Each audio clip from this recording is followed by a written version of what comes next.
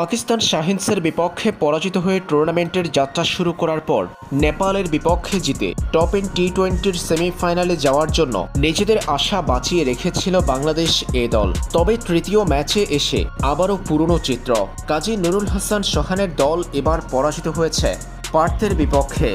Batting বিপর্যয়ে 123 রানে থামে বাংলাদেশের ইনিংস। টপ অর্ডার থেকে শুরু করে মিডল অর্ডার কোনো জায়গাতেই ভালো ব্যাটিং করতে পারেনি বাংলাদেশের ব্যাটাররা। শেষ অংশে আফিফ হোসেন ধ্রুব 42 রান করলে সেটাতে ভর করে বাংলাদেশ পেয়েছে 123 রানের সংগ্রহ। বাংলাদেশের দেয়া 124 রানের টার্গেট পার্থ তাড়া করেছে 18 ওভারেই। জুনিয়র টাইগারদের পরাজয় 5 উইকেটের ব্যবধানে।